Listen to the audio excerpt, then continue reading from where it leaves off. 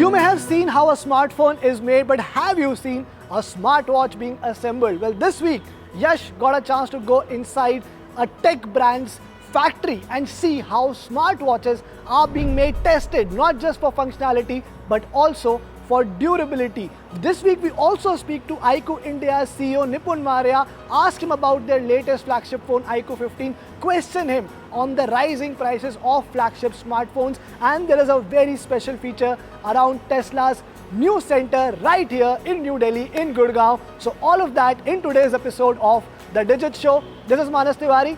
Let's get started.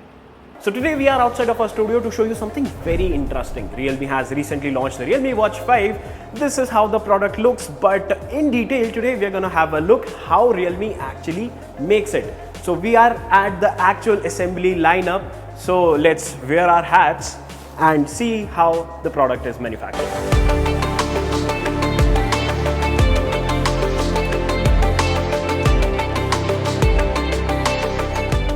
So to tell you the story in a little more detail, we have Basil Kocher with us who will guide us through what is happening in the entire assembly lineup. Hi Basil, welcome to Digit Show. Thank you so much. How are you doing? I'm good, how are you? All good. So Let's start. Yeah. Okay.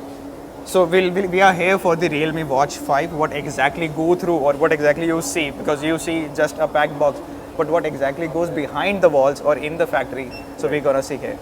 So first is basically the PCB serialization. So what we do is that we put a sticker on the PCB to make it sure, so basically to make it traceable, that for the assembly line, what exactly parts, where and everything that's gonna be going.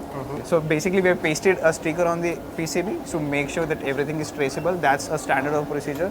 After making sure that the sticker is pasted, the second part is basically to make sure that it also goes digitally inside the PCB. So the PCB also has the same serial number digitally coded inside it. All right. Yes. Now moving on to the second part, because you see just the PCB, so we now have to connect the battery. The third step is attaching the battery onto the PCB. So we'll say the battery is being pressed onto the PCB, and now moving on with this one, the whole assembly, or I would say the whole chipset plus the battery is being mounted inside the housing, or you can see the base plate of the watch. On an average, what is the number of watches that you produce here in a single day?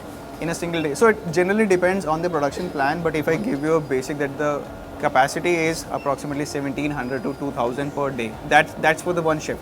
Oh, one 10-hour shift. And Yes. how many shifts do we have in a single It day? also again depends. We can do more, but for now, just because we have started for the new thing, so we are doing just one shift, approximately making 1700 to 2000 watches per day. Okay, and what is the average number of hours that a watch will take to get finalized, like from the raw material to the product? That will take majorly like more, because we have a very stringent quality test. What we call is the aging and the stowing, which itself takes 18 hours, and as he said, it will take around 23 hours to make from scratch to the complete product. And you're able to make 1700 of these. 1700 in a day. Kudos, Yes, man. yes, Kudos. yeah. Here, that's the UV glow. You will be able to see a computerized machine putting UV glue, or I would say glue, onto the soldering parts to strengthen the joints. Moving on with this part, this is what we call the TPU, or in a layman language, that is called a display unit. Okay. So that is what you exactly see on your watch, and at this point of time, we'll be able to connect the display unit onto the housing, and that will give you a basic outlook of what exactly a watch. Like from this part, you will be able to see Watch 5 Ultra in action, because we have now a basic outlook of the watch is being there. Now the testing starts inside. So here we'll be testing, as you can see, Bluetooth, GPS, everything is working. The RF testing, everything, radio frequencies and everything being tested on this one. The second machine is the state-of-the-art machine. Why I would call it? Because this is the machine which tests the speaker frequencies and the mic frequencies, and it needs to be done in an interference-free environment, and that is where we have this machine. I'm not allowed to touch this, but yes. At this point, we have like a look of how the watch is going to be. Yes. But it is temporarily packed. Yeah, because it's not sealed yet. Yeah. It's not sealed. It's temporarily packed. On the watch also, you'll see there are two stickers or tape. It's being held. Yes, two holders. Yes. We'll connect the watch, or basically we'll seal off the watch further into the process. Right. But yes, if I tell you that everything that's been done on the watch will go through a test after it. So anything that's been done will have a test, the next step will done, then again there is going to be a test. So there is basically a pre-form test that we are doing. So we'll test everything before we finalize or before we seal off the complete watch. Here that is the thermoplastic hot glue. So at this point, we'll be able to completely seal the watch from the display and the housing, and that is basically making it the IP rating and giving it waterproof also. And after this also, the watch will go to an aging process, and with the help of this machine, the user mode will turn into the aging mode. So basically we are now changing the UI. So this comes with a user mode that anyone can use it. Right. For the aging also, that's a prerequisite software that we use. So it basically runs automatically. And with the aging, that goes for 8 hours. With the charging on, and you'll be able to test the watch. And after 8 hours, there is another process that's called stewing. That's for 10 hours. So after total 18 hours, if it gets passed, because it will be charging everything that's been done on the watch, then it will come again here. Then there is again a series of testing. The first one is again, I would say, the water testing to check for any leakages, air leakages and water leakages. Okay. This Especially is that it has IP68. Yes, so and exactly the same test that we have done before connecting the watch or before sealing of the watch, the same test would be done again. The visual testing also, the Bluetooth testing, RF testing, hardware testing, everything that's been tested will be done on the final part also. Okay. Like so after the final sealing off. One of the basic questions that I've always had is whenever I visit such huge assembly lineups is that is each and every product that is being packed, that is being tested, or there are like random products that you pick from? So yes. Okay. Also to give you a fact that the test that you have seen here will be done on each and every watch. So there are some sort of that's been done on the batch basis also. That's a different story. That's a different part also. But for now, for every stringent test, for the quality checks, RF testing, battery testing, connection testing, will be done on each and every watch. So this, what we call is the aging test. It basically corresponds to the number of hours that will be on this test will corresponds to days of use in the real test environment. So basically 8 hours is like more than days of use. So what we get is basically the reliability that the watch will work even after you're gonna use it for days, months and everything. Okay. The same level of testing, what we call is the stewing. The same testing is done, but this time without the charger being plugged on. So the step here you're seeing comes from the state-of-the-art technology. So we are able to print the serial number and the branding onto the back of the watch. And just to tell you, this is millimeter level precision that we are doing here. After the complete assembly is being done, the straps being attached, now the part wherein we'll all put all the goodies inside the white box and the gift box, I would say. So yes, we have seen everything from PCB printing, testing, sealing off, again testing, RF testing, every sort of testing, every sort of things that's been done. Now attaching the straps, keeping all the goodies into the white box to give you a gift box called Realme Watch 5. That's great, man. Congrats on the product. Thank you so much for this. I'll be soon reviewing it, testing it, and if you are interested to watch it, do head over to our website digit.in to see the detailed review very soon. Thank you. Back to you, Manas.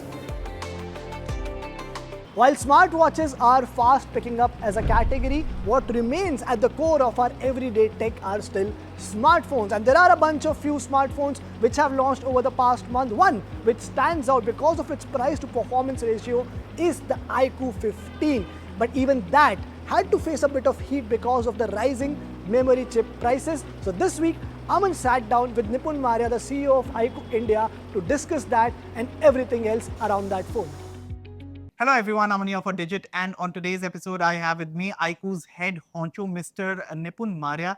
Hello Nipun, welcome to the show. And the iQOO 15 has just launched and I've been using this amazing phone for a while now. I have a few questions and I know you have a very little time, so let's begin. Yes, absolutely. So the iQOO 15 arrives at a time when the cost of components, especially chipsets, have increased significantly. We are already seeing flagship prices like going up.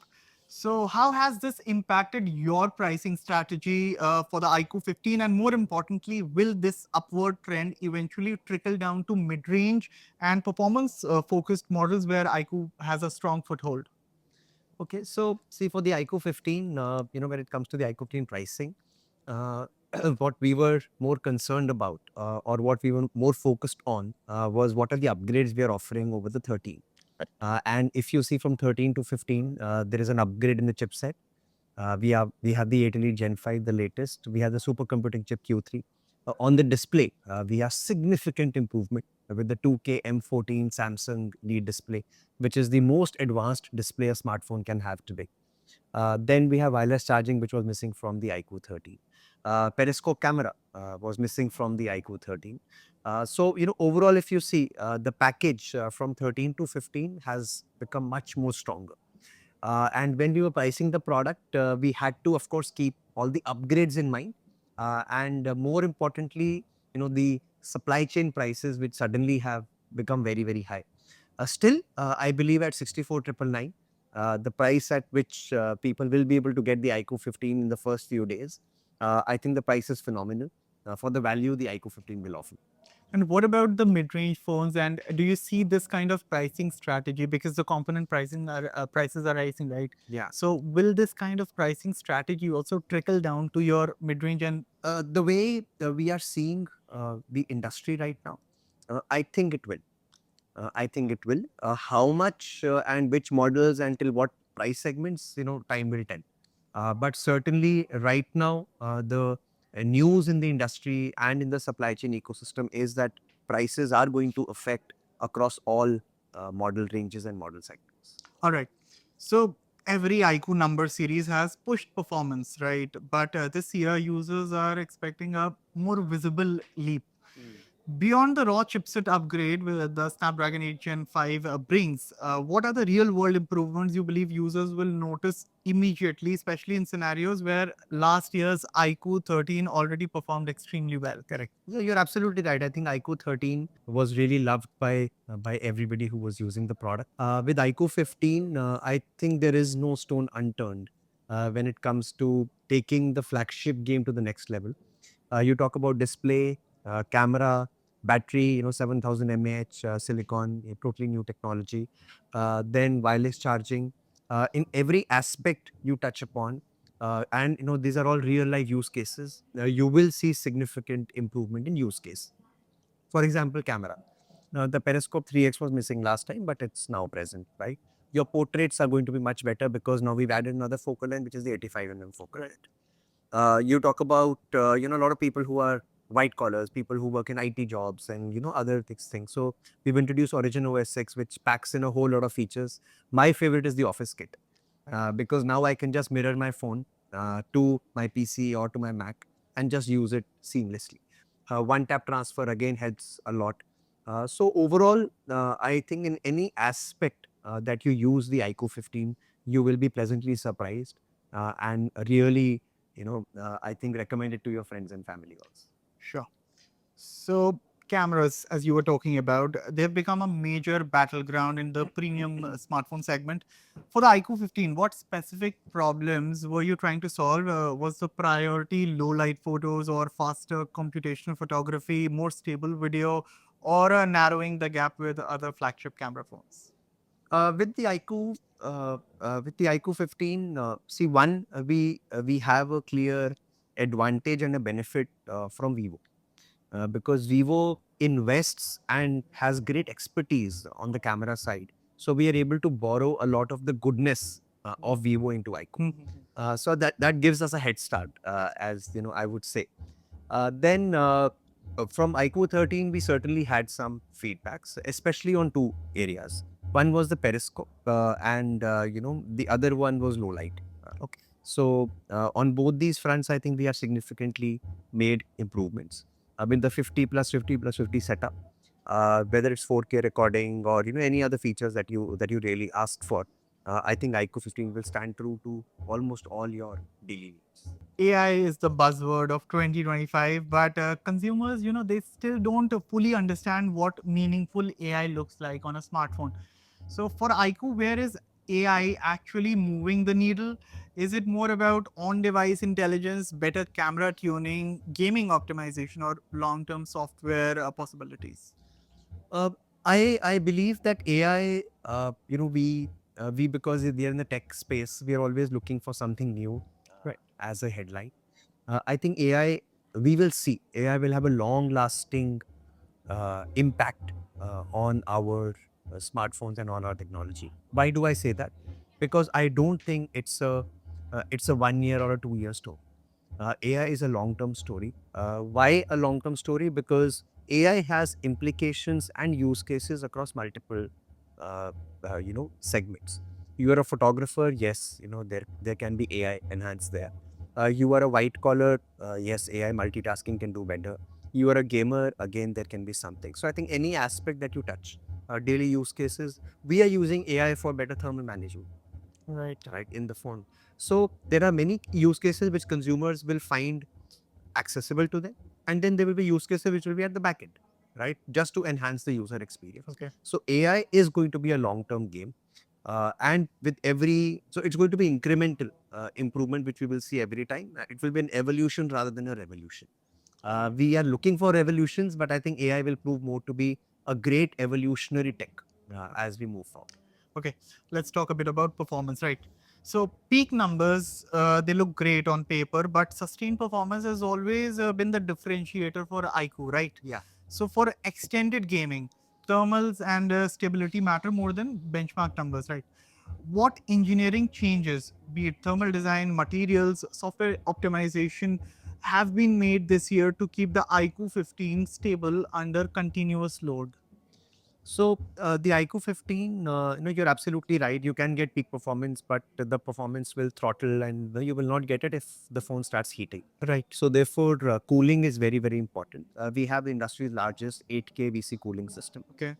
And we have that because we know people with a phone like this, which is so power packed, people will like to stretch it to its limits and also play and extend it for a long period of time. With the iQOO 15, because it has such a strong, VC cooling system, there will be no issues whatsoever when it comes to, because heat dissipation has increased by up to 50%. So hence, there will be no challenges whatsoever in terms of heating the device or the performance slowing down. I really hope so. The premium Android market is extremely competitive now. In that context, what gap is the iQOO 15 filling? And is it aiming to be a pure performance flagship, or do you see it evolving into a more well rounded premium device competing directly with the bigger players? So the iQOO 15, I think, occupies a very sweet spot. And why do I say that? Because a lot of consumers today want to buy a phone in 60K to 70K price range, and they're looking for a no compromise.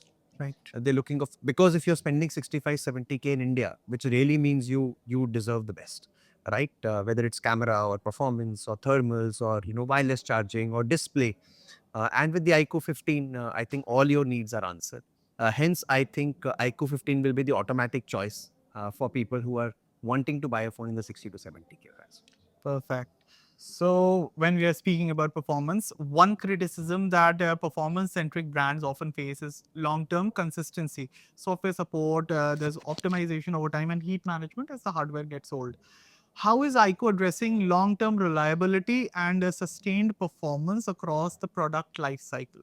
So we've already promised 5+7 Android update policy for the iQOO 15, and it's not just the 15, even 13, the 12, and before. And we have, I think, one of the best track records when it comes to delivering monthly, patches or regular updates. I think we do a good job there. In terms of delivering timely updates, and we will continue it in the future also. So I am absolutely assured about it, and so should your viewers be, that if you're buying an iQOO device, constant software support, good thermal management, long-lasting performance is guaranteed. All right, one last thing. As you look ahead to 2026, what's the internal focus for iQOO? Is it software maturity, AI driven personalization, deeper gaming partnerships, or expanding further into the premium flagship territory? See, iQOO is still only 5 years old. We believe to build a brand, to build a long-lasting brand, it is going to take us more years, and we are ready for it. iQOO is being built for long term, being built keeping in mind that consumers will love iQOO devices and recommend them to their friends and family. So I think 2026 is going to be the same as the years before, where our focus will be to focus on our basics, focus on the fundamentals, know our consumers better, make products which they really value and love, and I think that's the start and the end for iQOO. Well, thank you so much, Nipun, for your time. I wish you all the best for the iQOO 15 launch. I hope this phone moves the needle in terms of sale as well as in terms of the love it gets from the consumers. As for you all, the review of the iQOO 15 drops soon on Digit, so stay tuned for that, and I'll catch you all in the next one. Thank you for watching. The signs are clear that the phones are going to get expensive going into the next year as well. But with that thought, let's take a break. On the other side, as I promised, a very special segment around Tesla's new cars, new center, new experiences. See you on the other side.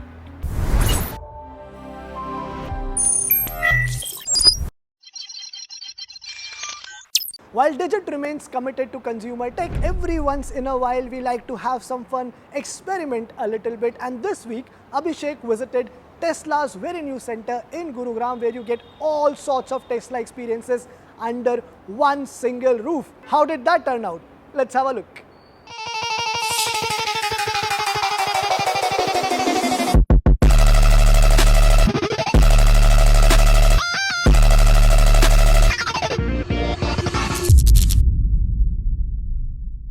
So it has been almost 5 months since Tesla has entered officially in India. By now you must have seen a lot of videos on the internet about the new Tesla Model Y that is available in India and the 2 showrooms that are already opened in India. One in BKC Mumbai and other in Aerocity Delhi. Right now I'm standing in front of the 3rd Tesla showroom in India, and that is here in Gurgaon. And this particular facility isn't just a showroom, it's an all-in-one experience center provided by Tesla.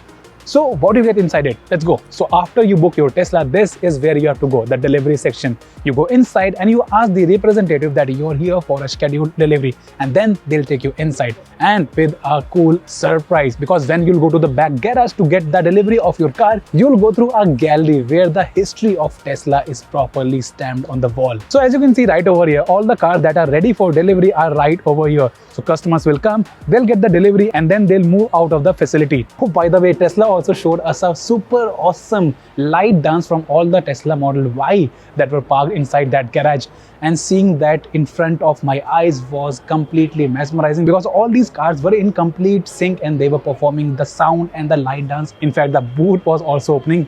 Here's the video, have a look. Also, this light dance is something that you can also do on your Tesla. You just have to tweak in a few settings and there you go. So now that you have purchased the car, you are enjoying the driving experience and the features that the car offers. Of course, you need to get it serviced, right?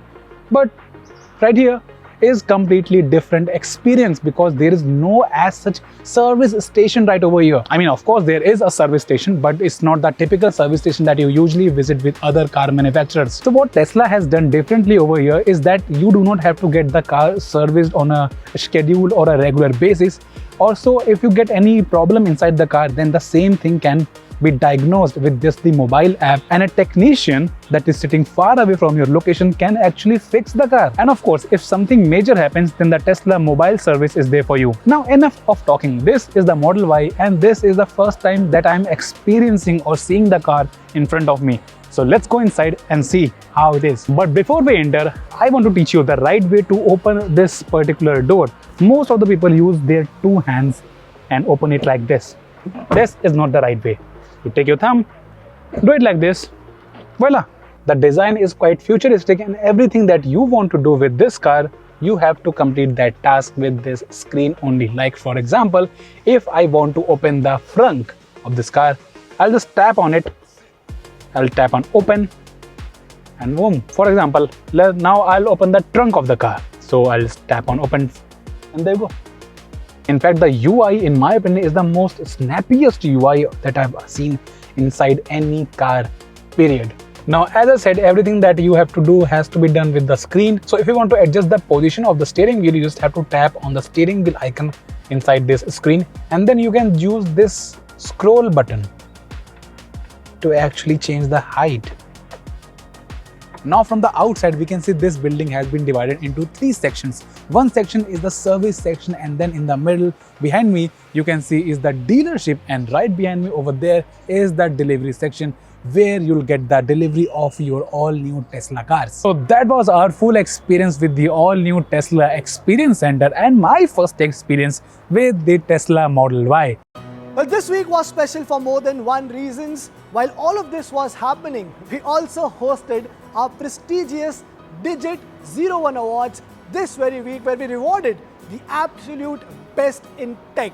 And you will get to meet all the winners in next week's episode of The Digit Show right here on Times Now, Saturday, 8:30 a.m.